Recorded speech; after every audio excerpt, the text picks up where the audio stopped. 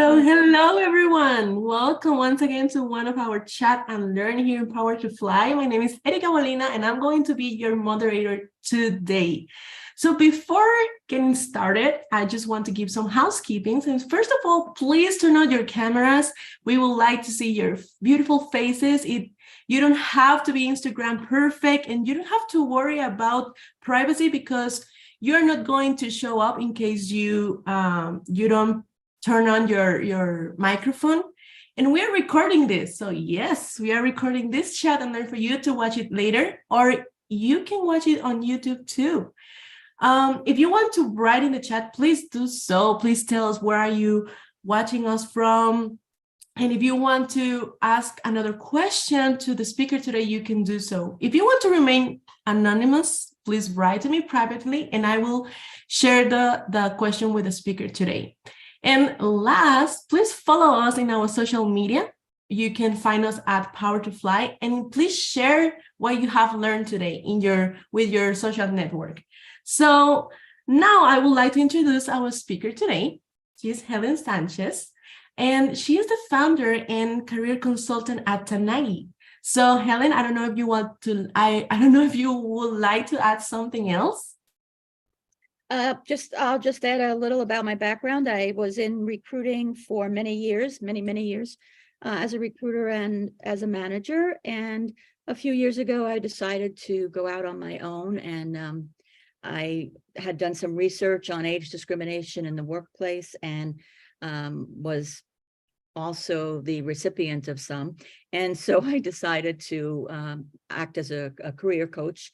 My focus is on women over 40, and I work with anyone really that is interested in mapping their journey and looking for tools to overcome age discrimination. Wow, that's really awesome. Thank you for sharing that.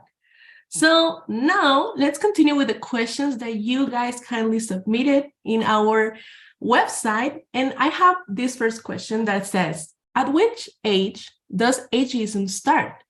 Does this vary across industries? How can we determine if we are being victims of ageism? Well, age discrimination starts way too early for my opinion, but the Age Discrimination and Employment Act actually identifies 40 as the threshold. So if you're discriminated against and you're 40 or older, then you're protected under the act. However, for women, it's definitely 40. For men, sometimes it can be older. But 40 is it. And across industries, yes, it does vary across industries, not legally, but just on the basis of the industry. So for example, the national median age in the technology industry, of course, is lower than the average median age. In some surveys, 40% of IT employers said they would not consider older employees. And the overall is 25%. So there's a significant difference there. Also in industries such as advertising and media, those tend to lean toward younger people, but they it's a much more subtle. It's not out there in the public that's what they do, but that's just the general overall numbers. As far as signs of ageism, if you're an employee, you may not be getting considered for promotions or for trainings or for special projects. If you're interviewing, if you're looking for a job, it's much more subtle. It might be looking for digital natives or looking for cultural fits or high energy or those types of subtle words. So that's what you'll see. And really your protection is limited. Although there is the Age Discrimination Employment Act, it's not, in my opinion, a very effective act. All the burden falls on the individual to prove it. So you need to document. And it again, you can go to the Equal Employment Opportunity and file a complaint, but all of those are placed on burden on the individual, not on the company. So so that's pretty much where it is, age discrimination. It's pretty significant, really. Yeah, that's really true. And actually we have another question about that. And it says, how should we address the ageism conversation with our manager? This person says, I feel like over the past few years, I haven't been considered for promotions due to my age, as you were saying. So how can we manage that? Well, I think what you have to do is you have to look at what your achievements have been over that period of time and how it has impacted the company. Look at your performance reviews, look at what's been written up about you, anything positive, and you can kind of make a document, almost like a business plan, but based on your experience, what you've contributed, what your value has been to that company. And then set up a meeting with your manager and discuss those details and be ready to talk in quantifiable details and scenarios that you can explain. Be comfortable with that. So you really need to write this all down and practice it. And then you can meet with your manager and you can address it directly. One of the problems with ageism is that many people avoid it and it's not addressed directly, and it should be. So you can arrange a meeting, talk about what you've done, what your value to the company has been, and your concern about why you may have been overlooked, or what their recommendations are for you to make changes so that you're not overlooked in the future. If you don't get any satisfactory responses, then you can go to human resources. Whatever you do, you must document it. You must document what you presented and what kind of response you got, so that if there's an issue that you want to pursue, you have proof of what transpired. But that's pretty much the best course of action, is to try presenting this information to your manager and then following up with HR. And if all of that fails, you can again go to the EEOC with your issues if you feel that there's been significant oversight. Yeah, that's true. And Gia Warren wrote, should we refrain from using the word high energy? I'm sorry, what about high energy? She says, should we refrain from using the word high energy? I'm not sure yet if that's the question for interviews or anything like that, if you can confirm. Yeah, no, if you're looking for a position, I don't think there should be any concern about using a high energy description. But my earlier point was, when you're looking at job descriptions or postings on site on Monster or Indeed or wherever you go, that say high energy or cultural fit or digital native, those are sometimes code words for them, that they're basically going to look for someone younger. Yeah. And this person says, how can I craft my resume to highlight my 20 plus years of experience without getting dismissed as overqualified? Should you hold back revealing some of your experience so that you don't appear too qualified to be teachable?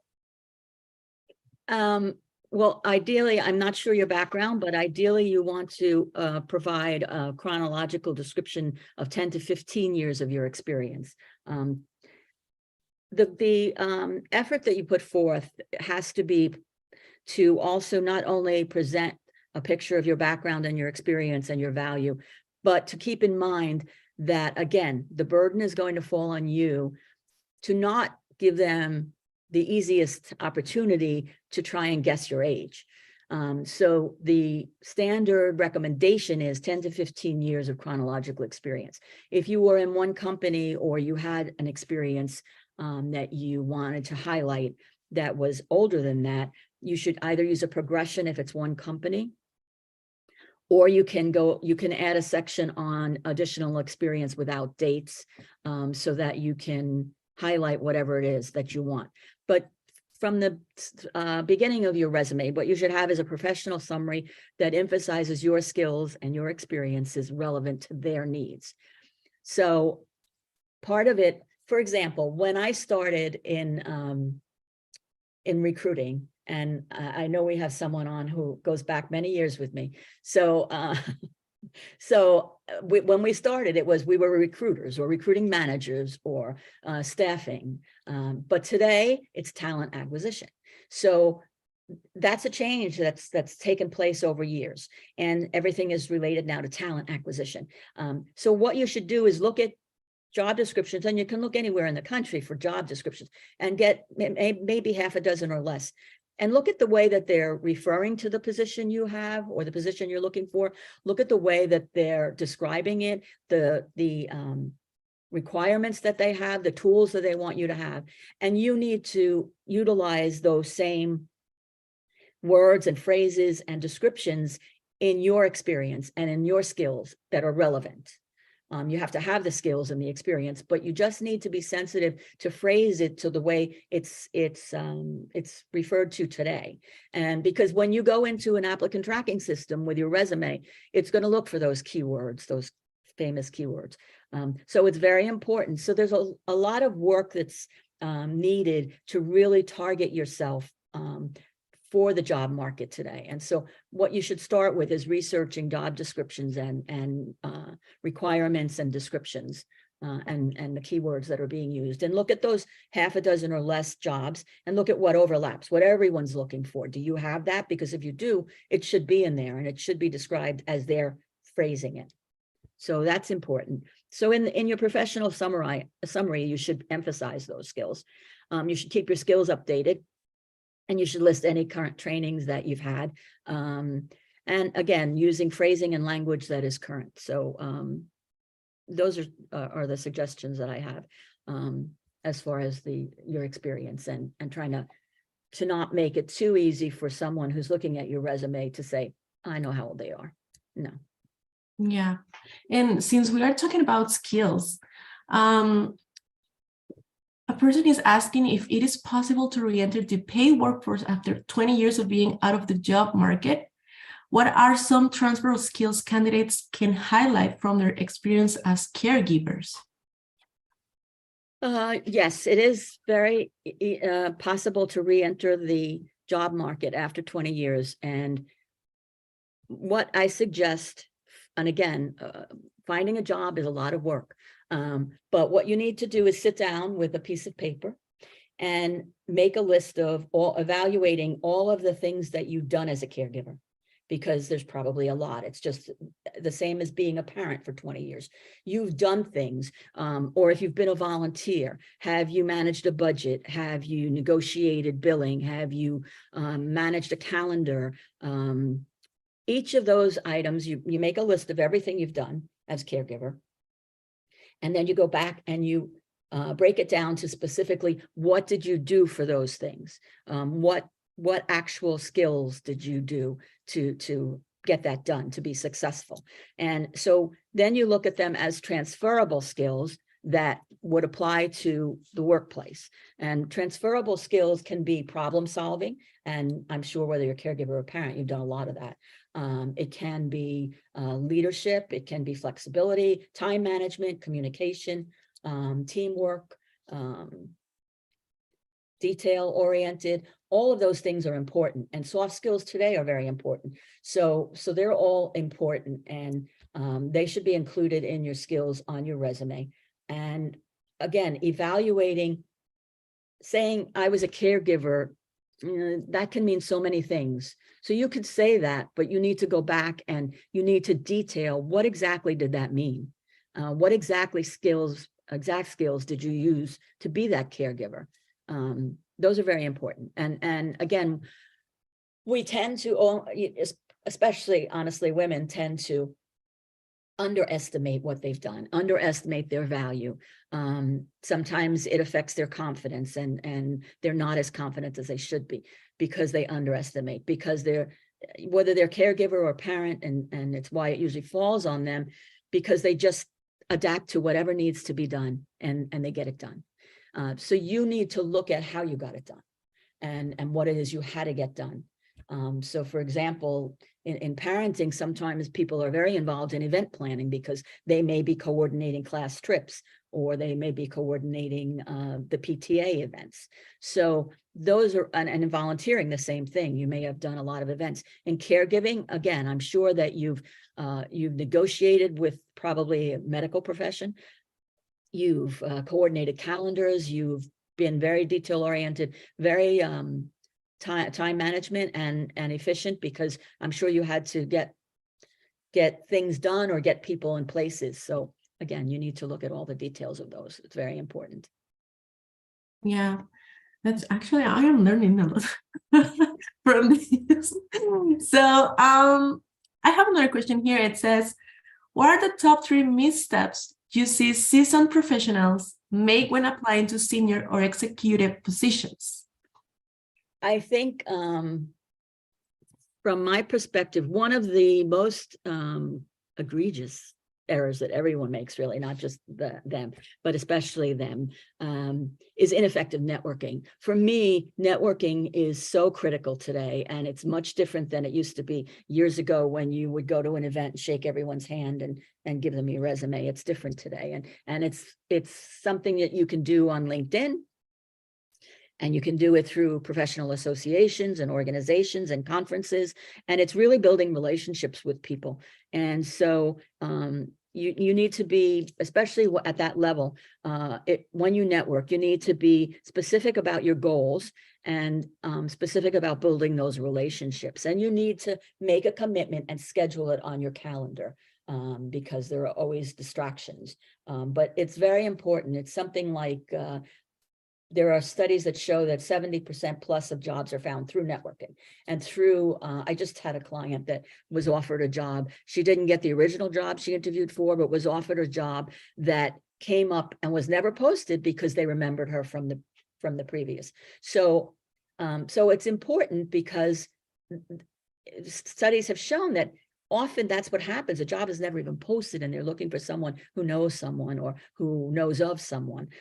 So it's important to build those relationships. I mean, when you reach out to someone, even at that level, you can be looking for someone as a mentor or being a mentor to them, and talking to them about their career and offering them to, a book I read or a podcast I heard that was relevant to what we do. And it's a back and forth relationship, but it's very important. Another thing that they do at that level occasionally is avoiding follow-up. And follow-up is very important. Follow-up is, you don't want to be hounding someone or stalking them, but you do want to follow up. And even if you're not the person that's selected, you can follow up and ask them for feedback to be more successful in the future, that the feedback will help you and present it to them that way. So follow-up's important. Even following up to say thank you for your time after you meet someone. That's not done enough anymore, I don't think so. And another thing is just committing full time on your calendar to what needs to be done. Honestly, if I don't block things on my calendar, they fall to the wayside. So you need to make that commitment, because as I've said, it's like a job, finding a job. So you need to put it on your calendar and you need to hold yourself to it. So yes. Yeah, that's true. And actually, we have another question here. Well, 2 questions. In the chat, Lawrence Farber says, what can you do if a company requires graduation dates from high school and or college in application process? I have seen this quite personally often in applicant process. What I've recommended in the past is you put 9999 and then the application will go through. I'm sure that there are laws by state that apply to whether or not they can follow up and ask you for that. But to get through the application, you can put 999 and then your application will go through. Okay, cool. And the other question we have here is from Colette and says, women returners in their 50s in IT. Prior my career break of 10 years, I have 25 years of comprehensive and extensive experience in creative front-end UX design in IT. What can I do to overcome ageism during the hiring process? I think especially in the field you're in, it's very important. I mean, basically, what I've always said, and we haven't really covered it here very briefly, but it starts with your resume and how you format your resume. It has to be up to date. It has to be, in my opinion, it should be a classic template, because when you do and creative, if you wanted to do a creative resume to make it stand out, you can do that and email it to contacts. But as far as the applicant tracking systems and the application process, you should have a standard classic template, because the applicant tracking system, some of them have trouble reading columns so that they're not going to go across and see what you put in. So you should have a classic format. And for example, you should not have your street address on a resume anymore. It's not done anymore. And if you do it, then it kind of shows you age. So you should have your name, your city. You can have your cell phone or your phone number, your email, and your LinkedIn URL. And then you should have a professional summary. Objectives went away a long time ago. So you need to be sensitive to how you're formatting and presenting your resume. Again, you should go back to 10 to 15 years if you can. If you need to go back further, then you should either do it through a progression or through additional professional experience without dates. And then no dates on your education, on your resume. Then you also need to look at, because again, the burden falls on us. So I recommend often that you video yourself on your phone and you look at how you're presenting yourself in a resume, in an interview. Because from the moment you're being observed, whether it's on Zoom or whether it's in person, you're being observed. Yeah, what's the word? Assessed. Thank you. So how you sit, for women, they tend to sit at the front of the seat and it makes them look less confident and less aggressive. So you should sit comfortably. The type of bag you carry as a woman, they'll judge you on that. So you need to be aware of what you're wearing, how you look, and you need to make yourself as confident as you possibly can. So you video, you look at it, you can have friends look at it, you can get their feedback. What am I doing wrong? And that way present yourself as that dynamic, high energy person, not crazy, but high energy. So that again, you want to make it difficult for them to make an assumption about your age or your contribution. As far as your creative and your IT background, you really need to be sure you're up to date. Whatever creative softwares are being used, whatever current IT systems are being used, you need to try and make sure that you're comfortable with those, or there's so many things online that are available that you can go and look either through, again, professional associations, through conferences, through training, but you need to stay up to date on that. That's critical in that industry. So those are the important keys for trying to get your foot in the door. But yeah, I at my age, 50s, you're young. Well, yeah, and actually you answered one of the questions I had here about how to keep up with technology, right? Because this person says that oftentimes I feel like I'm not assigned to new projects because these involve new technologies or systems, right? So so we have another question here from Stephanie that says, how do you overcome the feedback that says you are too senior for the position that you are applying to?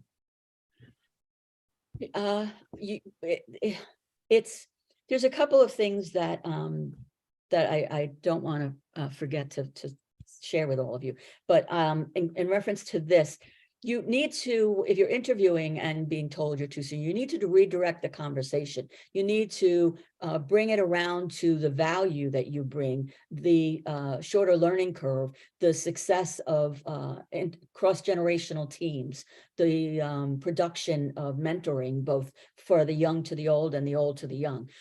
So you need to redirect that conversation so that you're pointing out the value of that quote unquote senior.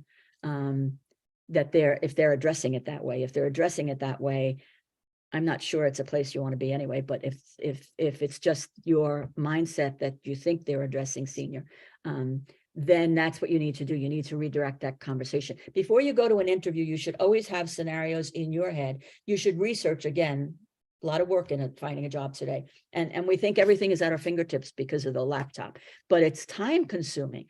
So if you look at a company, you need to research that company before you go on the interview. You need to know what their mission statement is, what's going on in their company, how your skills are relevant to help them.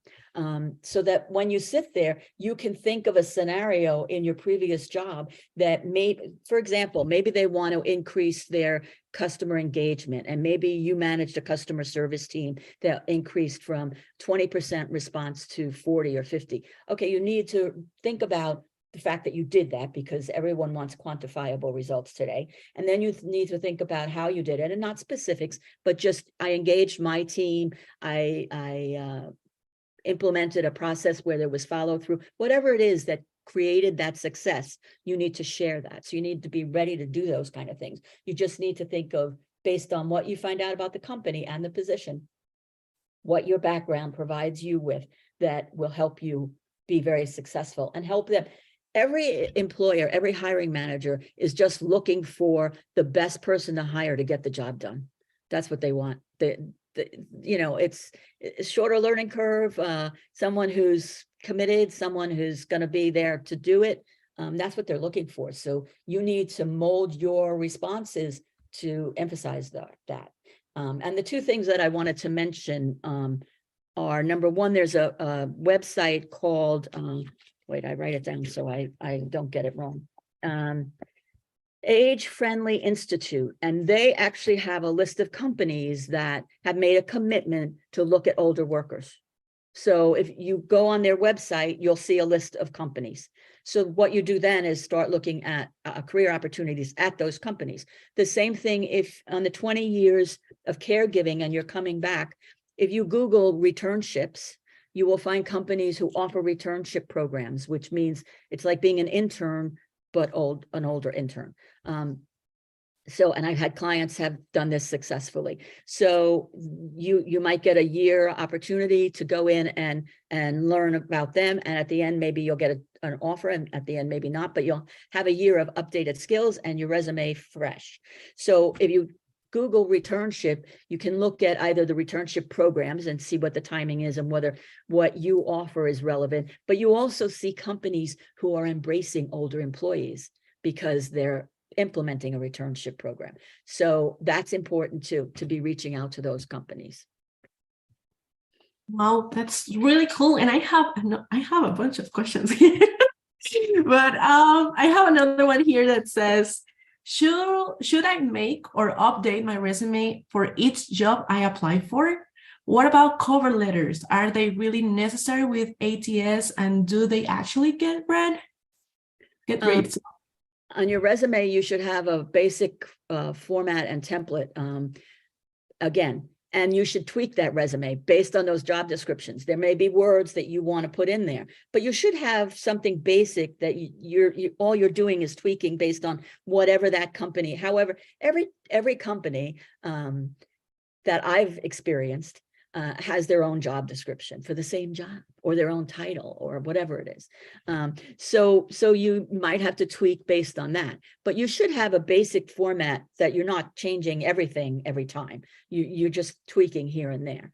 As far as cover letters, if you were pivoting your career into something different, if you were trying to do something that you hadn't done before, a cover letter would be important for you, not to repeat what's on your resume, but to state what's valuable that you bring to the table and how you're going to help them. Or again, if you've done research and you've looked at their mission statement and their issues that they're dealing with right now, then you reference those in a cover letter, but you need to be very specific and not be repetitive. Yeah.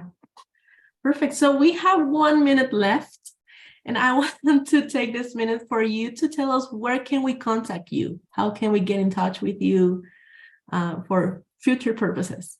Okay. Yes, I think that you've been, Paloma's probably been kind enough to put my website in the chat. And I'm on LinkedIn, and I will tell you, if we have not addressed your question, if you go to my website, you can do a free consultation, and I'm more than happy to answer your question.